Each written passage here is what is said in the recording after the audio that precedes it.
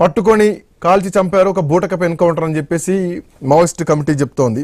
దీంట్లో దంతెవాడలో జరిగినటువంటి దాడి గురించి కానీ 76 మంది సిఆర్పీఎఫ్ జవాన్లు చనిపోయారు. ఆ తర్వాత 2013లో జరిగినటువంటి జీర్వా ఘాటీకి సంబంధించి కానీ, బస్తర్లో 2017లో సుక్మాలో, దంతెవాడలో మళ్ళీ ఐఈడి దాడులు జరిగాయి. ఇవన్నీ కూడా కారణం ఎవరు అంటే the master mind is Hidma. So అట్లాంటి హిడ్మా శాంతి చర్చలకు వస్తామన్నా కానీ సో ఇది కేంద్రం కావాలనే చంపేశారు, కుట్రపూరితంగా చేసినటువంటి ఎన్కౌంటర్ అని చెప్పేసి మావోయిస్టు పార్టీ చెప్తోంది. సో ఇటువైపు నుంచి మరణాలు ఉన్నాయి, అటువైపు నుంచి మరణాలు ఉన్నాయి, రెండు వైపుల నుంచి ఉన్నాయి. ఫస్ట్ ఆఫ్ ఆల్ ఆలోచించాల్సిన విషయం ఏంటంటే నక్సలైట్లు ఎప్పుడైనా నక్సలైట్లు కానీ సోకాల్డ్ పౌర హక్కుల సంఘం నాయకులు ఏ రోజైనా ఇది నిజమైన ఎన్కౌంటరే అని ఎప్పుడన్నా చెప్పారా? ఇప్పుడు హిడ్మాని ఖండించడానికి ఇంతవరకు హిస్టరీలో రియల్ జరిగిన ఎన్కౌంటర్లను కూడా ఫేక్ ఎన్కౌంటర్లే అన్నారు. ఇంకో విషయం, మల్లోజుల గారు అడవిలో ఉన్నంత వరకు ఆయన గొప్ప సిద్ధాంతకర్త, గొప్ప ఇది. ఆయన లొంగిపోతే కథ సిద్ధాంత ద్రోహి.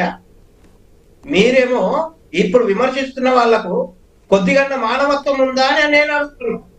మీరేమో భార్య పిల్లలతో ఇక్కడ సుఖంగా ఉంటారు, మీ పిల్లల్ని ఫారిన్ పంపిస్తారు, చదివిస్తారు, మీ పిల్లల్ని మంచిగా చూసుకుంటారు. మీరు ఇక్కడ ఏసీ రూముల్లో కూర్చుంటారు, వాళ్ళు అక్కడ అరచేతిలో ప్రాణాలు పెట్టుకొని అక్కడ మీ సిద్ధాంతం కోసం పనిచేయాలి. లేకపోతే వాడు ద్రోహి. ఇది ఎంతవరకు కరెక్ట్ అండి? ఎంతవరకు కరెక్ట్? ఎవరిని ఉద్ధరించడానికి ఆ సిద్ధాంతము? అప్పుడు భూస్వామ్య వ్యవస్థ, బూర్జువా వ్యవస్థ బాగా పటేల్ పట్వారీ వ్యవస్థ చాలా దారుణంగా ఉంటే ఆ సమయంలో నక్సలిజం అనేది కొద్దిగా పనిచేసింది అనుకోవచ్చు. రెండో విషయం ఏమంటుందంటే ఏ సమసమాజం కోసం, ఎవరి సమసమాజం కోసం అయితే పనిచేశారు, ముఖ్యంగా గిరిజనులు అభివృద్ధి చెందారా వీళ్ళ కారణంగా, నక్సలైట్ల కారణంగా? నేను ఒకానొక సందర్భంలో లయన్స్ క్లబ్ ద్వారా నేను ఐ క్యాంప్, మెడికల్ క్యాంప్ పెట్టాలంటే నెన్నెల మండలం చెన్నూరు దగ్గర పెట్టాలంటేనంటే నానా అవస్థలు పడ్డాం. పోతే అండి అక్కడ గిరిజన గ్రామాల్లో ఒకట కన్నీళ్ళు వచ్చినాయండి మాకు. వాళ్ళ అవస్థ చూసి, వాళ్ళకు ఒక వైద్య సౌకర్యం లేదు, రోడ్డు సౌకర్యం లేదు, పలకరించే దిక్కు లేదు. పోతే నక్సలైట్లు కొట్టేస్తారు, రోడ్లు వెయ్యనివ్వరు. నక్సలిజం ఏం సాధించినట్టండి? వీళ్ళు ఇక్కడ కూర్చుండి ఇవాళ మల్లోజుల మీరు లొంగిపోండి, ప్రాణాలు పోగొట్టుకోకండి అని చెప్తే ఆయన ద్రోహి అయిపోయాడా? ఇన్ని రోజులు, ఇన్ని సంవత్సరాలు ఆయన జీవితం నాశనం చేసుకున్నారు. ఇంతవరకు అడవుల్లో ఉన్న వాళ్ళు పాపం వాళ్ళ జీవితాలు నాశనం చేసుకున్నారు.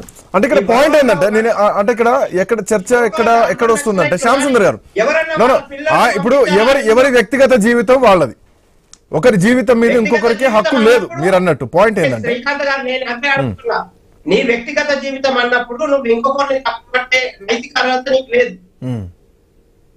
నీ వ్యక్తిగత జీవితం అన్నప్పుడు నువ్వు గద్దర్ ఎంతమంది జీవితాలు నాశనం చేశాడండి? అడవులకు పంపించేసి ఆయన బతికలేడు. ఆయన గురించి చర్చ వద్దు. ఆయన ఏం చేశాడండి? చనిపోవడం కాదు, చనిపోక ముందు ఏం చేశాడు? సిద్ధాంతం వదిలేసి వచ్చి కాంగ్రెస్ లో చేరి వాళ్ళ పిల్లలకు రాజకీయ భవిష్యత్తు కూడా కల్పించాడు. వరవరరావు గారు ఎన్ని రోజున అడవుల్లోకి పోయి పనిచేసిన వ్యక్తి, లేకుంటే ఇప్పుడు మాట్లాడుతున్నటువంటి అర్బన్ నక్సలైట్స్ ఏదైతే ఉన్నారో, నక్సలైట్లు లొంగిపోయిన వాళ్ళంతా సిద్ధాంత ద్రోహులు అని చెప్తున్న వాళ్ళు ఎవరైతే ఉన్నారో, ఏ రోజన్నా అడవులోకి పోయి పనిచేసిన వాళ్ళు ఉన్నారా? పోయి పనిచేస్తే వాళ్ళ కష్టాలు ఏంటి అనేది తెలిసి, అంటే వాళ్ళు మీకోసం ప్రాణాలు పోగొట్టుకోవాలా? మీరు మాత్రం మీ భార్య పిల్లలతో ఇక్కడ సుఖంగా బతుకుతారు. మీ పిల్లల్ని మంచి అమెరికా ఫారిన్ కంట్రీస్ కు పంపించి మీరు డెవలప్ చేసుకుంటారు. అమాయకులైనటువంటి గిరిజనుల్ని అన్యాయంగా పంపిస్తారు. వాళ్ళంతా భయపడి చాలా మంది ప్రాణాలు పోగొట్టుకున్నారు. కేంద్ర ప్రభుత్వం స్పష్టంగా చెప్పింది, మేము చంపేస్తాము, మీరు లొంగిపోండి, ఆయుధాలు వదిలేయండి, ఆయుధాలతో మీరు సాధించేది ఏం లేదు అని స్పష్టంగా చెప్పింది. చెప్పిన తర్వాత కూడా వినకుండా చాలా మంది ప్రాణాలు తీశారు వీళ్ళు. ఫస్ట్ అర్బన్ నక్సలైట్లను లోపటేయాలండి. ఎవరైతే దేశ సిద్ధాంత ద్రోహులు అంటున్నారో వాళ్ళని లోపటేయాలి. ఏ కొద్దిగా మానవత్వం ఉందా వాళ్ళకి? అంటే ఒక కామెంట్ ఒకటి శ్యామ్ సుందర్ గారు వదిలేసి రావాలి. శ్యామ్ సుందర్ గారు పట్టుకొని ప్రజాస్వామ్యబద్ధంగా పని చేయండి. శ్యామ్ సుందర్ గారు మీ opinion will take your opinions. నా వాయిస్ పోతుందా శ్యామ్ సుందర్ గారికి పిసిఆర్? శ్యామ్ సుందర్ గారు, అంటే ఇక్కడ అనుమానమా లేదంటే వాదన? లొంగిపోయిన వాళ్ళు కోవర్ట్ పాలిటిక్స్ చేస్తున్నారు. ఇంతకాలం నరమానవుడికి దొరకనటువంటి హిడ్మా ఈ రోజు ఎట్లా దొరికారు? సో ఈ లీక్స్ ఎగ్జిట్ అండ్ ఎంట్రీస్ ఎవరికి తెలుసు? సో తెలిసిన వాళ్ళే ఏదో ప్రయత్నం చేశారు, ఉప్పందించారనేది ప్రధానమైనటువంటి ఆరోపణ. సో ఇది ఒకవేళ లొంగిపోయిన వాళ్ళు ఉంటే హిడ్మా గురించి అని కాదండి, హిడ్మా కూడా లొంగిపోవడానికి చాలా అవకాశాలు ఉంది. మల్లోజులో లొంగిపోవడానికి అవకాశం ఇచ్చినప్పుడు హిడ్మా లొంగిపోవడానికి అవకాశం ఇవ్వాలండి. ఎగ్జాక్ట్లీ. ఆ రాష్ట్ర డిప్యూటీ సీఎం ఇంటికి పోయి మాట్లాడొచ్చారు కదా లొంగిపోమని చెప్పి. అంతే కదా, వాళ్ళ ఇంటికి వెళ్ళారు, వాళ్ళ సంబంధిత వాళ్ళ ఇంటికి కూడా వెళ్ళారు. సెంట్రల్ కమిటీ నాయకులు కూడా లొంగిపోవడానికి అవకాశం ఇచ్చినప్పుడు ఒక హిడ్మాను చంపాల్సిన అవసరం ప్రభుత్వానికి ఏముంటుంది? పాయింట్. ప్రభుత్వానికి ఏముంటుంది? అంత కక్ష ఏమి ఉండదు కదా. పోనీ హిడ్మా పెద్ద గొప్ప నాయకుడు లాగా ఆయన ఎంతమంది జీవితాలు నాశనం చేశాడు. ఇవాళ చనిపోగానే చనిపోయాడు బూటుక పైన ఆయన జీవితాలు ఎంతమంది జీవితాలు నాశనమైనాయి ఆయన వల్ల. ఆయన సిద్ధాంతం పనికి మాలిన పూజపట్టిన సిద్ధాంతం. సో మీ దృష్టిలో మావోయిస్టు సిద్ధాంతాలన్నీ గతంలోనే ఉండే భూస్వామ్య వ్యవస్థతోటి ఆ సిద్ధాంతాలు పోయినాయి. ఇప్పుడు ఆ సిద్ధాంతం పనికిరాదు, ఇప్పుడు ఆ ఇజం పనికిరాదని మీరు అంటున్నారు. భూస్వామ్య వ్యవస్థకు వ్యతిరేకంగా బూర్జువా వ్యవస్థకు వ్యతిరేకంగా ఆవిర్భవించిందే మావోయిస్టు సిద్ధాంతం.